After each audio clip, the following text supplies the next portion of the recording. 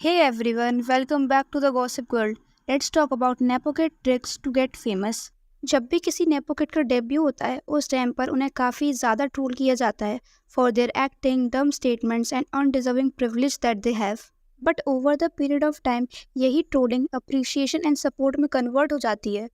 अभी रिसेंटली जब नादानिया से इब्राहिम अली खान ने डेब्यू किया एंड मूवी में इब्राहिम की एक्टिंग बहुत ही ज़्यादा बुरी थी जिसके लिए इब्राहिम को काफ़ी ज़्यादा ट्रोल भी किया गया.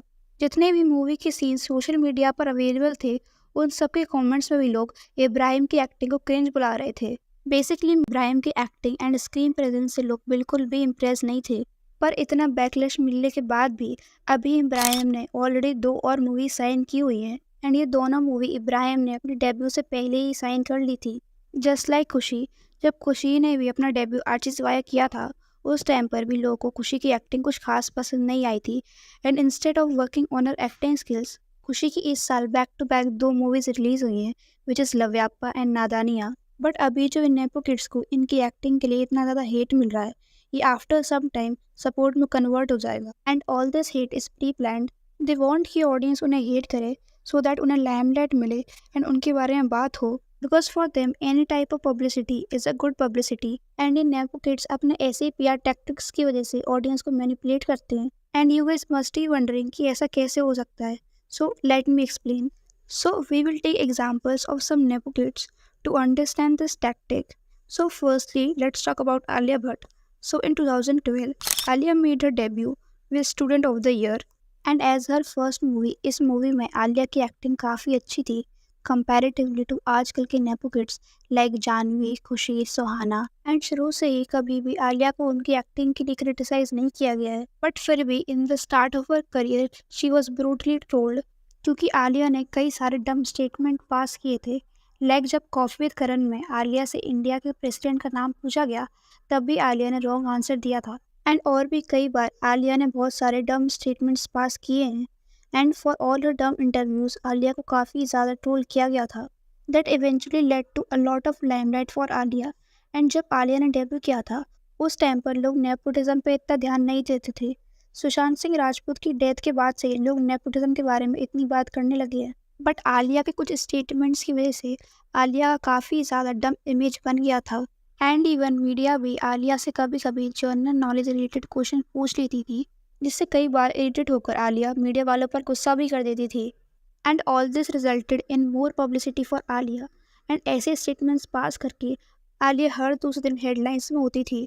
But plus we even have to mention कि इन सब लाइमलाइट के साथ साथ आलिया की movies was also doing great and Alia ने काफ़ी मेहनत की है on her acting skills.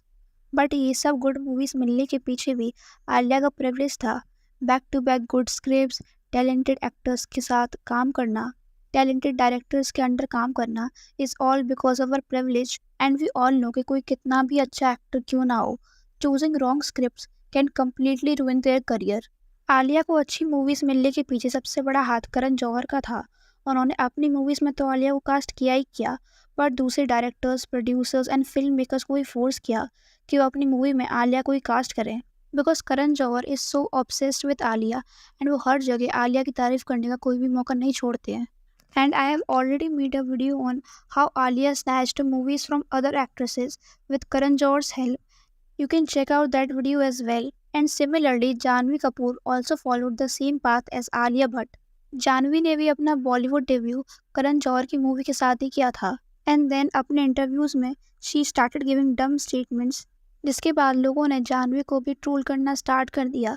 YouTubers उनको रोस्ट करने लगे जिससे जानवी को काफ़ी ज़्यादा लाइमलाइट मिली.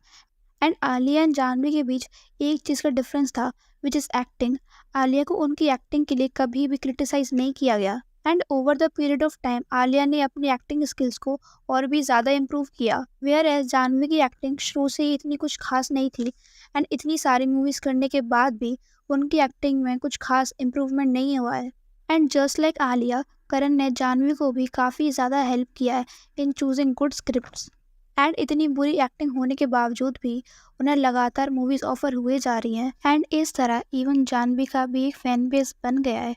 And there are some people who support her and जिनका कहना है कि जानवी ने पहले से काफ़ी ज़्यादा इम्प्रूवमेंट किया है अपनी एक्टिंग स्किल्स में. And after Janhvi and Alia, Ananya Pandey also followed the same path, debut with a big budget Dharma movie and उसके बाद बैक टू बैक डम स्टेटमेंट्स पास करना, जिसके बाद लोग उनके एक्शंस एंड इंटरव्यूज का मजाक बनाने लगे and she was being portrayed as someone who is very डम।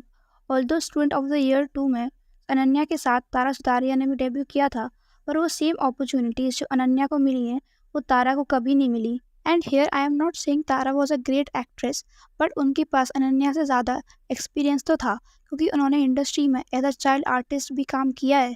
बट फिर भी तारा को ज़्यादा अपॉर्चुनिटीज़ नहीं मिली and all this just because of Karan Johar who is giving back to back movies and web series to Ananya. And जैसा पर्सपेक्टिव ऑडियंस का अनन्या के लिए पहले था, अब वो धीरे धीरे चेंज हो रहा है। पहले अनन्या की एक्टिंग को काफ़ी ज़्यादा पॉइंट आउट किया जाता था, but nowadays she has improved a lot. And जैसे पहले अनन्या का एक डम इमेज था, that has now changed as a sweet and innocent girl. So here we can clearly see a pattern कि कैसे ओवर द ईयर्स लोगों का perspective change हो जाता है। इन स्टार किड्स के लिए आलिया, जानवी, अनन्या तीनों के केस में एक ही स्टोरी लाइन को फॉलो किया गया है।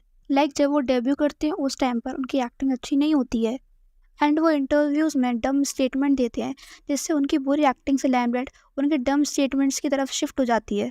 And people starts making fun of them saying that these rich nepo kids are so dumb, although they have went to big schools and have studied abroad, but still they are uneducated and they don't even have basic knowledge. And ये star kids जितने ज़्यादा डम statements देंगे, लोग इनके बारे में उतनी ही ज़्यादा बात करेंगे। People give them negative attention, but at least they are getting some type of attention from the audience. And कभी कभी इसी क्यूरियोसिटी में लोग इनकी मूवीज़ भी देख लेते हैं टू सी कि इन्होंने और कितनी बुरी एक्टिंग की है, so that they can roast these star kids. And क्योंकि इन स्टार किड्स के बारे में बात होती रहती है, इसलिए फिल्म मेकर्स भी इन स्टार किड्स को ही अपनी मूवी में लेना प्रेफर करते हैं, सो दैट इनको जो नेगेटिव लाइमलाइट मिल रही है उससे मूवी को ही फ़ायदा हो एंड मूवी को फ्री में पब्लिसिटी मिले। एंड ये आपने नोटिस भी किया होगा, जब भी किसी नेपो किड की मूवी आने वाली होती है उस टाइम पर उस मूवी से रिलेटेड डिस्कशंस होते ही रहते हैं सोशल मीडियाज़ पर। एंड इन्हीं सब टैक्टिक्स से नेपो किड्स इंडस्ट्री में रेलिवेंट रह पाते हैं।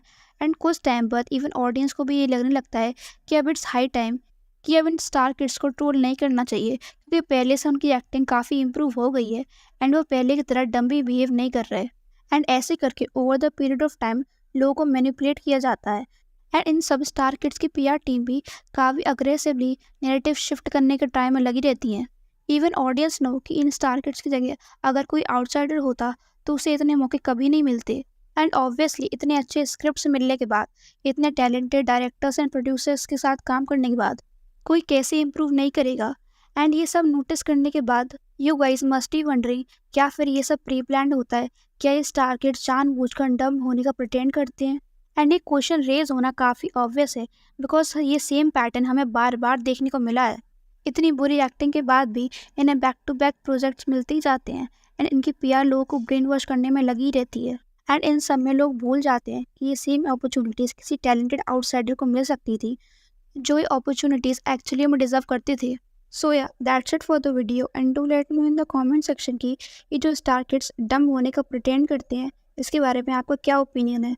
And also if you want you can follow us on Instagram, इसका लिंक आपको नीचे डिस्क्रिप्शन बॉक्स में मिल जाएगा। And also if you like this video don't forget to like, share and subscribe to my channel. Thank you.